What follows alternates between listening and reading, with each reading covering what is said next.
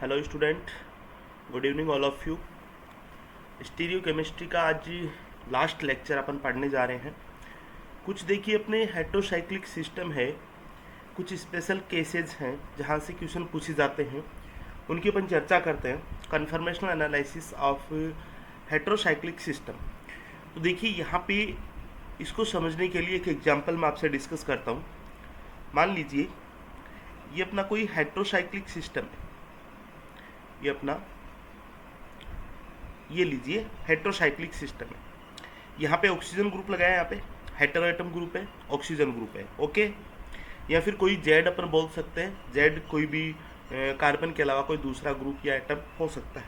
और इसकी alpha position पे मैंने कोई ग्रुप लगा दिया जी। अच्छा, ये जी ग्रुप है, ये जी ग्रुप कैसा होना चाहिए अपना? मोर इलेक्ट्रॉन नेगेटिव एटम होना चाहिए। एटम हो सकता है या फिर ग्रुप ऑफ एटम हो सकता है या फिर अपना ग्रुप हो सकता है। सबसे पहले आप इस चीज़ को समझिएगा कि हेट्रो एटम की अल्फा पोजीशन पे क्या लगाया अपन ने? कोई ग्रुप लगाया है जिसकी इलेक्ट्रॉन नेगेटिविटी ज़्यादा होती है, जो मोर इलेक्ट्रॉन नेगेटिव एटम होते हैं। अब देखिए, इसका जब अपन चेयर कन्फर्मर की बात करते हैं, इसका चेयर कन्फर्मर जब अपन बनाते हैं तो देखिए यहाँ पे अपने को दो पॉसिबिलिटी अपने को देखने को मिलती है। देखिए, फर्स्ट पॉसिबिलिटी, ये जो जी ग्रुप है ये अपना मान लीजिए एक्सियल पोजीशन पे है। और दूसरी पॉसिबिलिटी, दूसरा कन्फर्मर अपने को मिलता है कि ये जो जी ग्रुप है ये अपने इक्वेटोरियल पोजीशन पे है। ठीक है यहाँ तक। अब देखिए, दोनों में से आपको बताना कि कौन सा ज़्यादा प्रिफर्ड है, कौन सा मोर स्टेबल है, कौन सा मोर पॉपुलेटेड है। ठीक है, इन दोनों में से which one is more populated, which one is more stable. दो कन्फर्मर अपन ने बना लिए। ये मान लीजिए अपना ए है तो दूसरा क्या अपना बी है, ओके। अब इन दोनों की जो स्टेबिलिटी की जब अपन चर्चा करते हैं तो देखिए यहाँ पे कौन कौन से फैक्टर अपन देखते हैं। देखिए, सबसे पहला फैक्टर अपन जो यूज करते हैं वो अपना है डाइपोल इंटरेक्शन।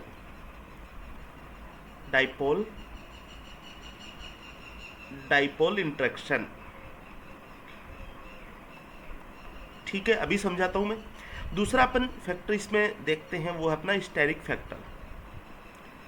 फैक्टर, जैसे कि 1,3 डाइएक्सियल इंटरेक्शन है, ठीक है, या फिर कोई रिपल्शन है, ओके। इसमें अपन गाउस से इंटरेक्शन की भी बात कर सकते हैं। तीसरा अपन इसमें फैक्टर देखेंगे वो है अपना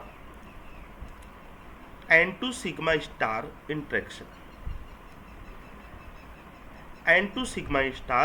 इंटरेक्शन, ठीक है। एंड दिस मीन्स यहाँ पे क्या हो जाएगा? Lone pair to sigma star interaction. ये तीन फैक्टर होते हैं जो इनकी स्टेबिलिटी को तय करते हैं, स्टेबिलिटी को अपने को देखना है। तो देखिए यहाँ पे सबसे पहले लेता हूँ मैं डाइपोल इंटरेक्शन।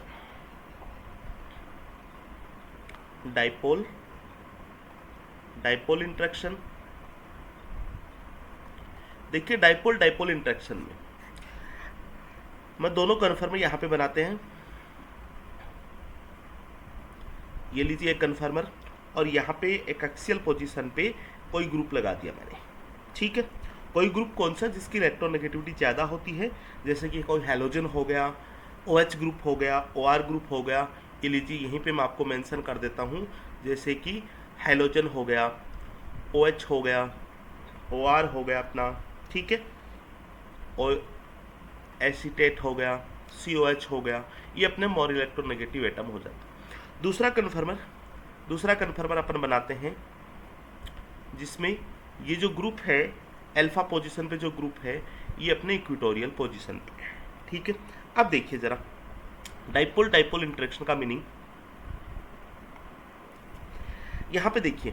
ये जो ऑक्सीजन है इसकी बात कर रहे हैं अपन, इस ऑक्सीजन की, ठीक है। ये जो ऑक्सीजन है इसके ऊपर दो लोन पेयर्स है, सब जानते हैं अपन लोन पेयर्स है। अच्छा देखिए, इस ऑक्सीजन का जो अपन बात करते हैं, इस लोन पेयर का, ये जो लोन पेयर है इसका ऑल ओवर मिला के ऑक्सीजन का जो डायरेक्शन बात करते हैं अपन, ये डायरेक्शन होता है अपना डाइपोल मोमेंट का ये वाला, ठीक है। दूसरा अपन ग्रुप जी की बात करते हैं, जो इलेक्ट्रॉन विड्रॉ करता है, तो इसका डाइपोल मोमेंट का डायरेक्शन है नीचे की तरफ है, ठीक है। यहाँ पे दूसरी पर बात करते हैं, ये लीजिए लोन पेयर है, इन ऑक्सीजन का डायरेक्शन ऑल ओवर मिला के ऊपर की तरफ है, और इस ग्रुप का भी ये भी क्या है, ऑल ओवर मिला के इसका डायरेक्शन भी इसी साइड है, ठीक है। तो यहाँ पे मोर पोलर कौन सा हो जाएगा अपना, इसको अपन बोल देंगे मोर पोलर, बिकॉज यहाँ पे जो दोनों ग्रुप का जो डाइपोल डायरेक्शन है, उनके बीच में क्या है, एंगल बहुत कम है, एंगल कम है, दोनों का सेम पैरेलल चल रहा है, और जो एक्सियल पोजीशन पे ग्रुप है उसमें ये जो डाइपोल डायरेक्शन है ये क्या हो रहे हैं, एक दूसरे के मतलब डिवाइडेशन में है, एक ऊपर की तरफ है तो एक नीचे की तरफ है। तो जो सेकंड है इसको मैं बोल दूंगा मोर पोलर, और फर्स्ट को मैं बोल दूंगा लेस पोलर। अब ये अपन ने पढ़ रखा है कि जो लेस पोलर होता है वो क्या होता है अपना, मोर स्टेबल होता है, और दूसरा जो मोर पोलर होता है वो क्या होता है, लेस स्टेबल होता है। तो इसमें परफेक्ट पोजीशन, परफेक्ट कन्फर्मर कौन सा हो जाएगा अपना, डाइपोल डाइपोल इंटरेक्शन से अपन शो करेंगे तो अपना परफेक्ट पोजीशन हो जाएगा, ये वाला हो जाएगा, ठीक है। अब दूसरा अपन बात करते हैं स्टेरिक फैक्टर से, दूसरा अपन बात करते हैं स्टेरिक फैक्टर से।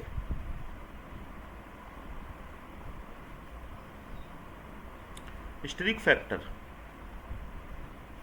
देखिए स्टेरिक फैक्टर में मैं आपको एक चीज़ बताऊं कि सपोज कीजिए ये अपना हेटेरोएटम है, यहाँ पे अक्स ग्रुप है या कोई हेलोजन या फिर ग्रुप है, ठीक है। दूसरा इसका कन्फर्मर ये हो जाएगा, ये लीजिए।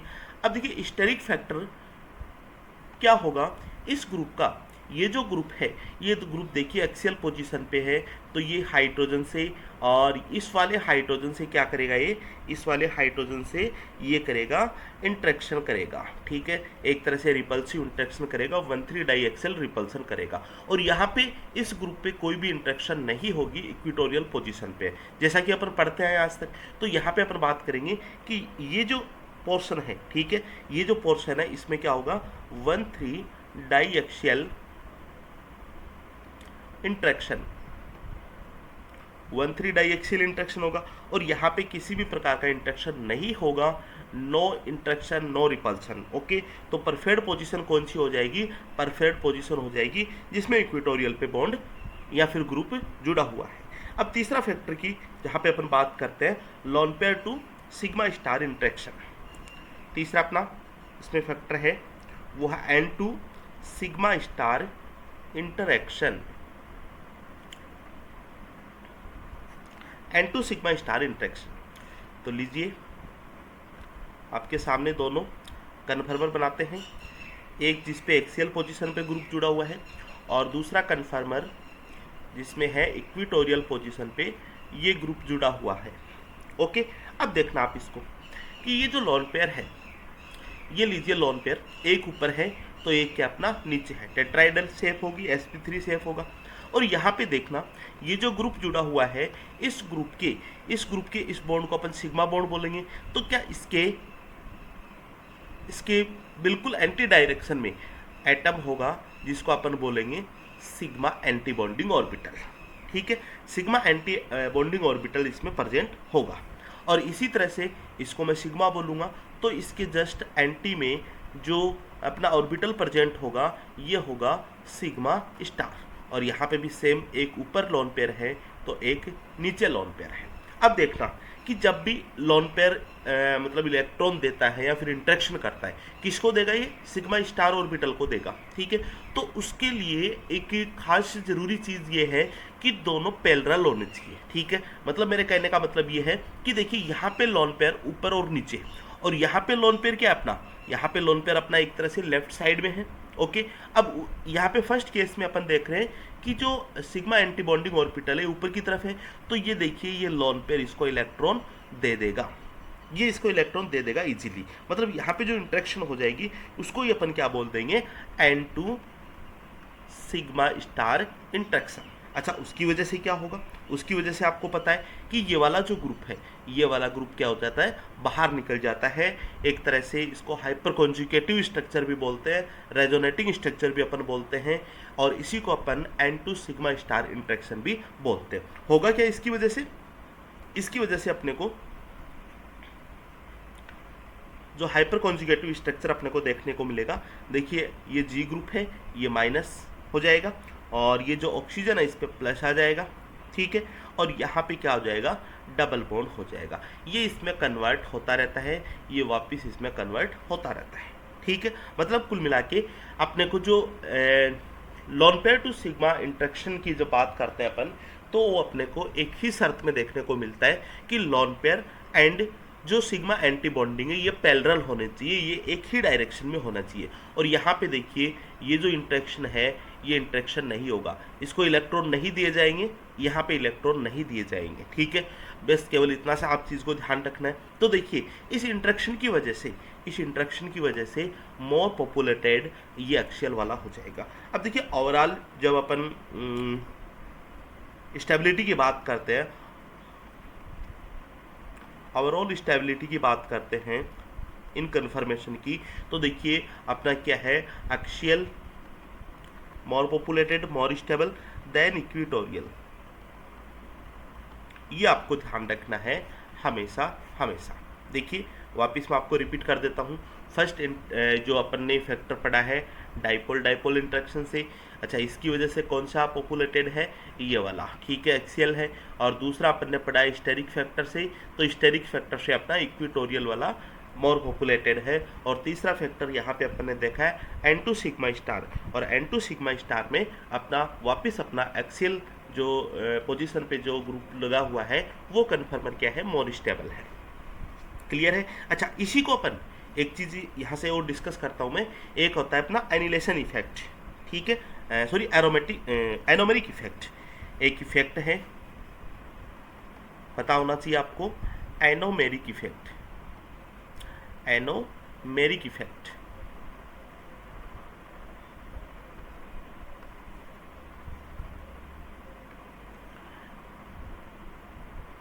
एनोमेरिक इफेक्ट, देखिए एनोमेरिक इफेक्ट अपना क्या होता है, ये जो हेट्रो एटम अपन ने देखा, ये जो हेट्रो एटम है,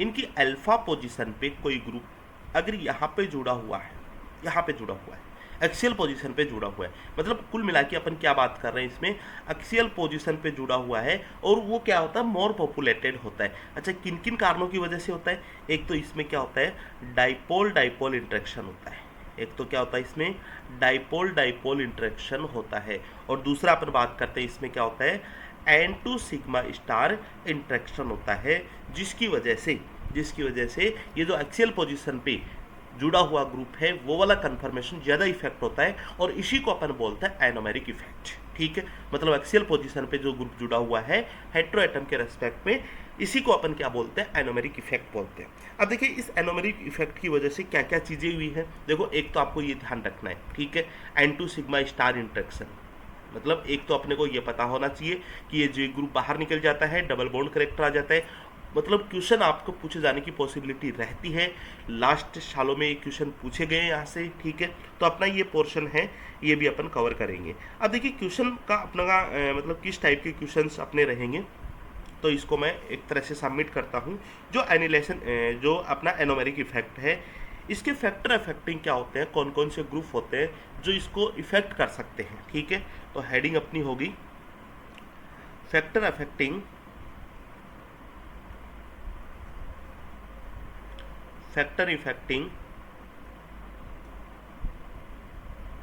एनोमेरिक इफेक्ट। एनोमेरिक इफेक्ट देखिए बहुत ही छोटी छोटी सी चीज़ें हैं, ठीक है, और पूछ ली जाती है अक्सर आपको। तो चलिए ध्यान रखेंगे। सबसे पहले इसमें अपन बात करते हैं polarity of solvent. Polarity of solvent, polarity of solvent में आपको क्या ध्यान रखना है, अगर अपन सॉल्वेंट की पोलैरिटी इंक्रीज करते हैं, अगर अपन सॉल्वेंट की पोलैरिटी इंक्रीज करते हैं, तो क्या होगा अपना इक्वेटोरियल, या लिख दूँ मैं परसेंटेज इक्वेटोरियल इंक्रीज होगा, मोर पॉपुलेटेड होगा, और परसेंटेज एक्सियल ये क्या होगा, डिक्रीज होगा। आप एक चीज़ को आप ध्यान रखना आपको, ठीक है, बिल्कुल आपको इस तरह से ध्यान रखना है। कहीं कोई ज़्यादा मतलब लॉजिक आपको सोचना नहीं है इसमें, कि जब अपन पोलैरिटी ऑफ सॉल्वेंट इंक्रीज करते हैं तो इक्विटोरियल परसेंटेज इक्विटोरियल बढ़ेंगे, मतलब इक्विटोरियल वाला जो ग्रुप होगा वो कन्फर्मर होगा, मोर स्टेबल होगा, किसके कंपेरेटिव एक्सियल के, ठीक है, बिल्कुल। दूसरा देखिए, दूसरा जो अफेक्टिंग ग्रुप है इंपॉर्टेंट है। ये जो सब्स्टिट्यूएंट्स लगा रखे हैं इनकी नेचर कैसी कैसी हो सकती है, ये जो इलेक्ट्रॉन विड्रॉइंग ग्रुप लगा रखे हैं इनकी नेचर क्या क्या हो सकती है। तो नेचर ऑफ सब्स्टिट्यूएंट्स,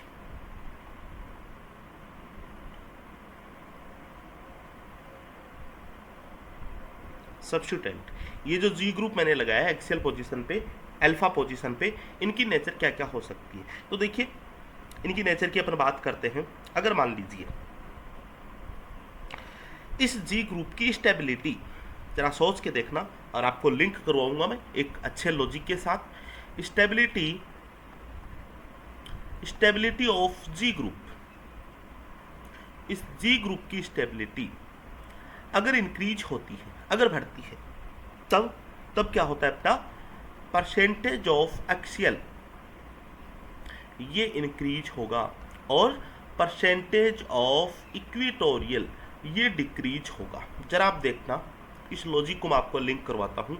देखिए अपना जो एनोमेरिक इफेक्ट है, एनोमेरिक इफेक्ट में अपन ने क्या देखा है स्टूडेंट, देखिए यहाँ पे आपको ये देखा है कि ये जो जी ग्रुप है, ये देखिए जी ग्रुप बाहर निकलता है, बिकॉज यहाँ पे N2 सिग्मा स्टार इंट्रैक्शन है, ठीक है। जैसे लोन पेयर इससे एंटी बॉन्डिंग को इलेक्ट्रॉन देता है, ये जी ग्रुप बाहर निकलता है और ये वाला अपने को मिलता है। मतलब जी पे कौन सा चार्ज है, नेगेटिव चार्ज, और अपन ने जीओसी में अच्छे से कवर कर रखा है किसी भी एटम या ग्रुप पे नेगेटिव चार्ज है, मतलब एनाइन है, एनाइन की स्टेबिलिटी अपन ने अच्छे से कवर कर रखी है। तो जितना ज़्यादा ये जी ग्रुप स्टेबल होगा, मतलब यहाँ पे एक्सियल पोजीशन पे जितना ज़्यादा जी ग्रुप स्टेबल होगा उसके बाहर निकलने की टेंडेंसी उतनी ही ज़्यादा होगी, मतलब ये N2 सिग्मा स्टार उतना ही ज़्यादा होगा, और अपन कह सकते हैं कि एक्सियल परसेंटेज उतना ही ज़्यादा अपने को मिलेगा, ठीक है। तो चलिए ये बात होगी। अब मान लीजिए सपोज कीजिए ये जो जी ग्रुप है, ये जी ग्रुप मान लिए मैंने अपन ने ले लिया फ्लोरीन, ठीक है, और एक ले लिया अपन ने क्लोरीन, ये ब्रोमीन, और एक ये आयोडीन, ये जी ग्रुप ले लिए, ओके है। अब देखिए अपन ये जी ग्रुप जब बाहर निकलते हैं तो इनके आयनों के रूप में निकलेंगे, F minus, Cl minus, Br minus and iodine minus. इनकी स्टेबिलिटी अपने को अच्छे से पता है, स्टेबिलिटी फैक्टर अपन क्या करते हैं, अपन देखो फ्लोरीन, क्लोरीन, ब्रोमीन, आयोडीन अपन अप टू डाउन अगर मूव करते हैं तो स्टेबिलिटी फैक्टर अपन किससे, साइज से, साइज इफेक्ट इसमें डोमिनेंट मानते हैं। आप याद करो पीछे की क्लास को जब अपन ने जीओसी में पढ़ा है, तो देखिए यहाँ पे जो इनकी स्टेबिलिटी है, स्टेबिलिटी क्या हो जाएगी, अपन फ्लोरीन टू आयोडीन की तरफ चलेंगे तो इनकी इंक्रीज हो जाएगी, बिकॉज यहाँ पे साइज इसका बढ़ जाएगा, एनाइन का साइज बढ़ेगा, मतलब चार्ज सेपरेशन अच्छा होगा, नेगेटिव चार्ज की जो डेंसिटी है वो इक्वल डेंसिटी अपने को मिलेगी। कुल मिला के अपन कह सकते हैं कि जब अपन अप टू डाउन मूव करते हैं किसी भी पीरियोडिक टेबल में, तो अपन जो स्टेबिलिटी है वो अपन साइज फैक्टर से डोमिनेंट रखते हैं, साइड फैक्टर से अपन निकालते हैं, ठीक है। तो स्टेबिलिटी अपनी ये होगी, और मान लीजिए स्टेबिलिटी ये है, तो अपन लेफ्ट टू राइट इसमें अगर चल रहे हैं फ्लोरीन टू आयोडीन की तरफ, फ्लोरीन टू अगर अपन आयोडीन की तरफ चलते हैं, ठीक है, तो देखिए परसेंटेज ऑफ एक्सियल ये क्या हो जाता है अपना, इंक्रीज हो जाता है, और परसेंटेज ऑफ इक्विटोरियल ये क्या हो जाता है, डिक्रीज हो जाता है। आप इस चीज़ को समझ में आ गया होगा, अच्छे से ध्यान रखना, ठीक है। अब मान लीजिए अपने पास कई टाइप के ग्रुप है, ठीक है, तो उसका भी आप एक ऑर्डर ध्यान रखोगे और बहुत ही अच्छा मतलब है, आपको कई जगह आपको काम आएगा, और वो ऑर्डर आप ध्यान रखोगे कि डिक्रीजिंग ऑर्डर, ठीक है, इसके बाद का पोर्शन है, ठीक है, decreasing order of anomeric effect. कौन कौन से ग्रुप है, देखिए सबसे ज़्यादा अपना क्या है, हेलोजन, उसके बाद में ये ग्रुप आप ध्यान रखे हुए, ठीक है, उसके बाद में OAC, उसके बाद में अपना SAC, ठीक है, थायोएसीटेट, उसके बाद में अपना एल्कोहलिक ग्रुप है OR, फिर है अपना थायोल्कोली ग्रुप, थायोईथर ग्रुप अपन जिसको बोलते हैं, और OH है, और सबसे आखिर में है अपना NH2। ये भी आप ध्यान रखोगे कि ये अपना ऑल ओवर अपन बात करते हैं कि decreasing order of anomeric effect का ऑल ओवर ऑर्डर ये होता है किसी भी एनिलेशन एनोमेरिक इफेक्ट का। ठीक है, इसका मीनिंग यही होगा कि अगर मान लीजिए अपने को 2 ग्रुप्स लगा के दे दिए, एग्जाम में आपके सामने आ गए, एक तो ये ग्रुप्स आ गया और एक ये ग्रुप्स आ गया, तो आपको पता है एनोमेरिक इफेक्ट सब इसका ज़्यादा होता है, मतलब ये एक्सियल वाला क्या होगा, ये ओब्लाइज करेगा इसको, और एक्सियल वाला क्या हो जाएगा, मोर पॉपुलेटेड हो जाएगा, इक्वेटोरियल वाला वहाँ पे क्या हो जाएगा, लेस पॉपुलेटेड हो जाएगा। ठीक है स्टूडेंट, चलिए तो नेक्स्ट देखिए। नेक्स्ट अपन ये जो अपन ने एनोमेरिक इफेक्ट पढ़ता है, ठीक है, एनोमेरिक इफेक्ट पढ़ा है, इसकी क्या क्या एप्लीकेशन हो सकती है। ठीक है, तो नेक्स्ट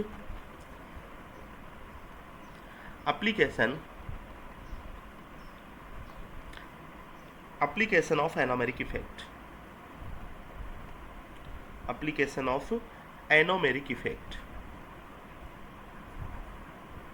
तो देखिए स्टूडेंट, बहुत इंपॉर्टेंट चीज़ है, ध्यान रखोगे आप इस चीज़ को। पहला एप्लीकेशन की बात कर रहा हूँ मैं, फटाफट आप देखते जाना। Effect on bond length. अच्छा, बॉन्ड लेंथ को भी ये इफेक्ट करता है, आपको पता है, अच्छे से पता है, अपन ने ये सीख रखा है। चलिए एक एग्जांपल लेता हूँ मैं यहाँ पे। ये हेटेरो एटम है, ठीक है, ये हेटेरो एटम हो गया अपना, ये लीजिए। अब देखिए हेटेरो एटम की एक तो मैं यहाँ पे ले रहा हूँ एक हेलोजन यहाँ पे, और दूसरा हेलोजन मैं यहाँ पे ले रहा हूँ, ये लीजिए एक हेलोजन इक्वेटोरियल पोजीशन पे है। ठीक है, जरा आपको ये बताना है कि ये बॉन्ड लेंथ A है और ये बॉन्ड लेंथ P है। ठीक है, तो कौन सी बॉन्ड लेंथ ज़्यादा होगी अपने को ओनली यही बताना है, B ज़्यादा होगा या A ज़्यादा होगा। देखिए यहाँ पे क्या है स्टूडेंट, यहाँ पे देखिए ये सिग्मा एंटी बॉन्डिंग हो गया, और ये लॉन पेयर्स है, ये इंटरेक्शन होगा, ये Cl ग्रुप बाहर निकलेगा। क्या इसी को अपन एनोमेरिक इफेक्ट पढ़ते आए हैं? 2 इफेक्ट एनोमेरिक में, dipole dipole and N2 sigma star. तो जैसे ही बाहर निकलेगा, देखिए सिंगल बॉन्ड कैरेक्टर बिल्कुल टूट जाएंगे, मतलब ये बाहर निकलेगा तो ऐसा तो है नहीं एकदम से टूट जाएगा, ये क्या होगा, धीरे धीरे टूटता जाएगा। मतलब एक सिंगल बॉन्ड है कार्बन और क्लोरीन के बीच में, और दूसरा क्या है, कार्बन और क्लोरीन के बीच में कोई बॉन्ड नहीं है, मतलब बॉन्ड लेंथ अपन बोल सकते हैं कि इसकी ज़्यादा होगी। ए की बॉन्ड लेंथ क्या होगी, बी से ज़्यादा होगी। बिल्कुल छोटे छोटे से लॉजिक अपने काम आएंगे और क्वेश्चन आपको सॉल्व करना है। देखिए दूसरा एग्जाम्पल लेता हूँ मैं, चलिए।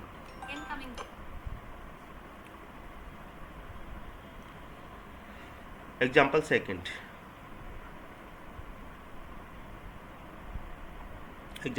है,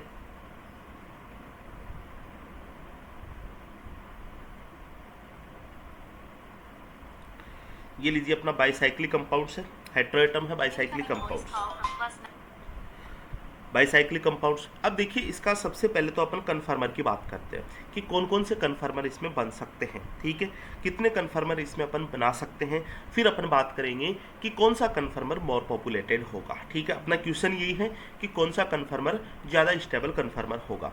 तो देखिए यहाँ पे ये वाला जो एटम है sp3 हाइब्रिडाइज कार्बन एटम है। ओके, 2 ऑक्सीजन जुड़े हुए हैं, तो एक चेयर मैंने बना दी, ये लीजिए। ओके, और यहाँ पे दूसरा मैं चेयर बना देता हूँ, ये लीजिए।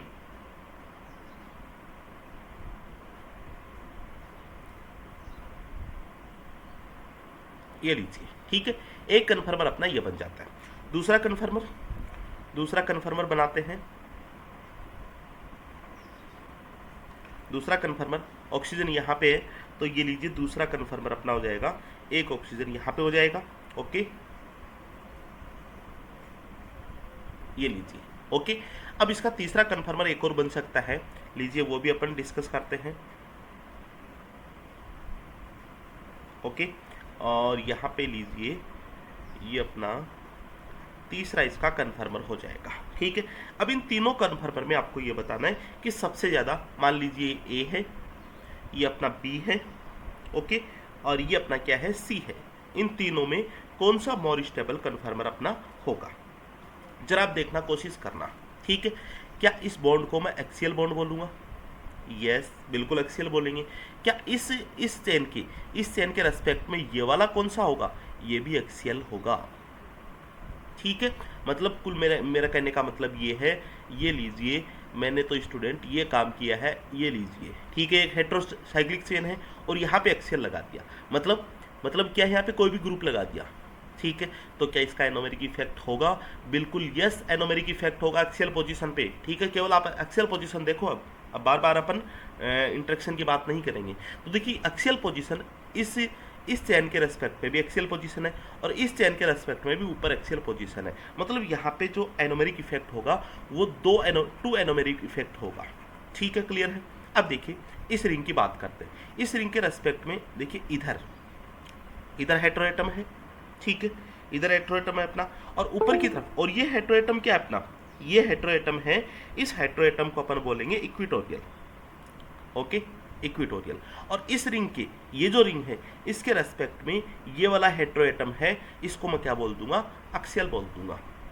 तो मतलब एक हेटेरोएटम के रेस्पेक्ट में दूसरा जो ग्रुप है वो क्या है अपना? एक्सियल पोजीशन पे जुड़ा हुआ है, ठीक है। अब देखिए एक्सियल पोजीशन पे जब जुड़ा हुआ है ओनली एक ही है, और यहाँ पे दोनों एक्सियल पे जुड़े हुए थे हेटेरोएटम। यहाँ पे एक्सियल मतलब टू एनोमेरिक इफेक्ट। यहाँ पे एक इक्विटोरियल है, एक एक्सियल है, तो इक्विटोरियल से अपना एनोमेरिक इफेक्ट नहीं देख पाएंगे अपन। किससे देखेंगे? एक्सियल से। तो यहाँ पे ओनली वन एनोमेरिक इफेक्ट है। अब अपन बात करते हैं तीसरे वाले की। देखो इस रिंग के रेस्पेक्ट में हेटेरोएटम इक्विटोरियल, इस रिंग के रेस्पेक्ट में हेटेरोएटम, इधर है हेटेरोएटम, ये भी इक्विटोरियल है, ये एक्सियल है, ठीक है। तो इक्विटोरियल है, मतलब नो एनोमेरिक इफेक्ट। तो जितना ज़्यादा एनोमेरिक इफेक्ट होगा एक्सियल उतना ही ज़्यादा होगा, मतलब वो कन्फर्मर उतना ही ज़्यादा स्टेबल होगा। तो आंसर क्या हो जाएगा अपना?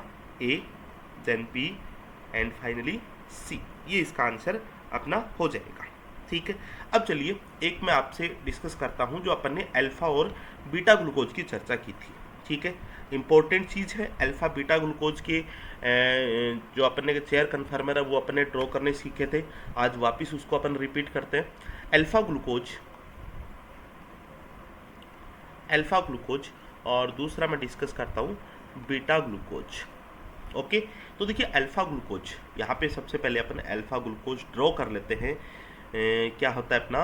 ये CH2OH, यहाँ पे H, ओके, और ये हो जाएगा अपना H, ये OH, और थर्ड है अपना ये OH ऊपर है तो H नीचे, यहाँ पे H ऊपर है तो OH नीचे, और अल्फा में क्या हो जाएगा? ये HOH हो जाएगा, ठीक है। एनोमेरिक कार्बन जिसका कॉन्फ़िगरेशन डिफरेंट होता है, ठीक है। C2 कार्बन या C4 का हो सकता है, ग्लैक्टोज, मेनोज, और अपने काफ़ी सारे मतलब एनोमर एपीमर की चर्चा की है। तो देखिए बीटा ग्लूकोज, इसको ड्रॉ कर लेता हूँ मैं। ये लीजिए यहाँ पे CH2OH है, ये H है, ओके।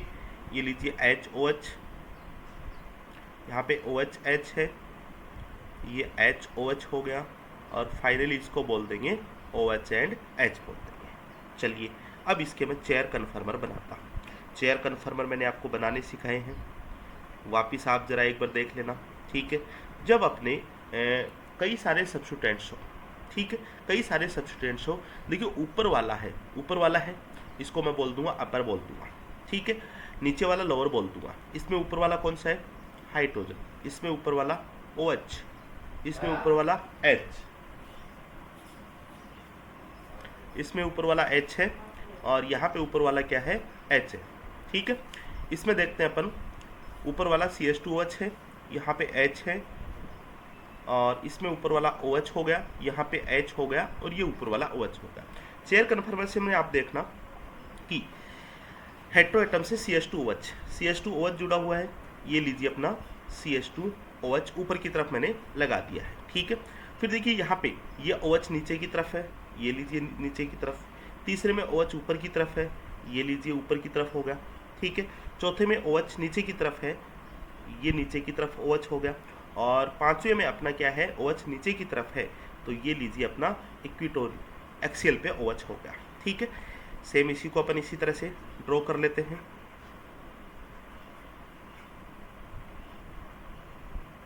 ये OH हो गया, और यहाँ पे क्या है अपना OH नीचे की तरफ है, OH नीचे की तरफ है, ठीक है, बिल्कुल OH नीचे की तरफ ये होगा। फिर यहाँ पे OH ऊपर की तरफ, ये लीजिए OH ऊपर की तरफ, नीचे की तरफ OH है, ये लीजिए नीचे की तरफ OH, और फाइनली पांचवे में क्या है, ऊपर की तरफ OH है, ये लीजिए ऊपर की तरफ OH। ये अपन ने डिस्कस किया, ये अपन ने बनाया। अब देखना इस क्वेश्चन को आप समझना, सॉल्व करता हूँ मैं इसको आपको आपके सामने। ये जो अपना है, देखिए सबसे पहले मैं यहाँ पे जो फैक्टर आपसे डिस्कस करता हूँ वो देखिए अपना क्या है।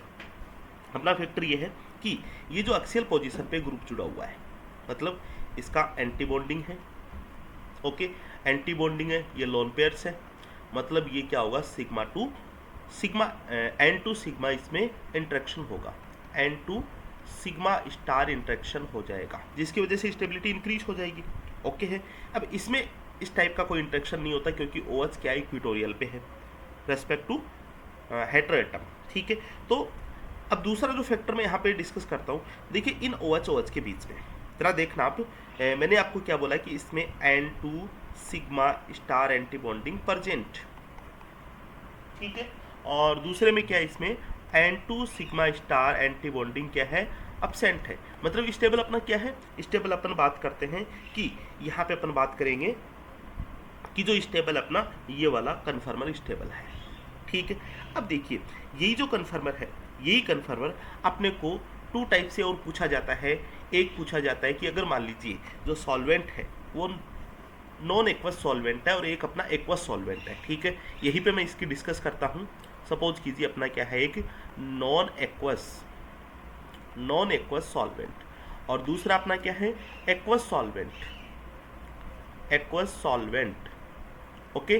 तो देखिए नॉन एक्वस सॉल्वेंट और एक्वस सॉल्वेंट अपन बात करते हैं। जैसे कि अगर एक्वस सॉल्वेंट हो तो देखिए जरा एक्वस सॉल्वेंट में क्या हो जाएगा, इस हाइड्रोक्सिल ग्रुप के ऊपर क्या हो जाएगा, एक तरह से इसका सॉल्वेशन हो जाएगा और सॉल्वेशन के कारण इनकी साइज बढ़ जाएगी और इन दोनों के बीच में क्या हो जाएगा, रिपल्सन हो जाएगा। और ऐसा रिपल्सन यहाँ पे देखने को नहीं मिलेगा, ऐसा रिपल्सन क्या है, यहाँ पे देखने को नहीं मिलेगा। तो देखिए इस कंडीशन में क्या हो जाएगा, जब एक्वस सॉल्वेंट हो तो क्या हो जाएगा, इक्विटोरियल वाला, ठीक है। या फिर मैं बीटा वाला बात करता हूँ, बीटा ग्लूकोज ज़्यादा स्टेबल होगा अल्फा से। और जब बात करते हैं अपन नॉन एक्वस सॉल्वेंट की, वहाँ पे ओनली एनोमेरिक इफेक्ट डोमिनेंट होता है स्टेरिक इफेक्ट से, ठीक है। तो वहाँ पे ओनली इस टाइप की कोई भी मतलब नॉन एक्वस सॉल्वेंट में कोई भी सॉल्वेशन नहीं होगा, तो एनोमेरिक इफेक्ट डोमिनेंट होता है, वहाँ पे अल्फा ज़्यादा स्टेबल होता है बीटा से। और जब एक्वस सॉल्वेंट की बात करते हैं तो बीटा ज़्यादा स्टेबल होता है किससे, अल्फा से। बिकॉज यहाँ पे क्या है, अपन सॉल्वेशन आफ्टर सॉल्वेशन इनकी सॉल्वेशन की साइज क्या हो जाती है एटम की, वो इंक्रीज हो जाती है, जिसके कारण इसमें रिपल्शन होता है। और जिस रिपल्सन की वजह से, इस रिपल्सन की वजह से क्या होता है, स्टेरिक फैक्टर इसमें डोमिनेंट हो जाता है, बीटा मोर स्टेबल होता है, ठीक है। अब एक एग्जाम्पल आपसे और डिस्कस करता हूँ, बहुत अच्छा एग्जाम्पल्स है, जरा देखना, जरा समझना इसको, ठीक है। अपने को देखिए अंदाज भी नहीं रहता है कि कैसे कैसे क्वेश्चन अपने को पूछ लिए जाते हैं।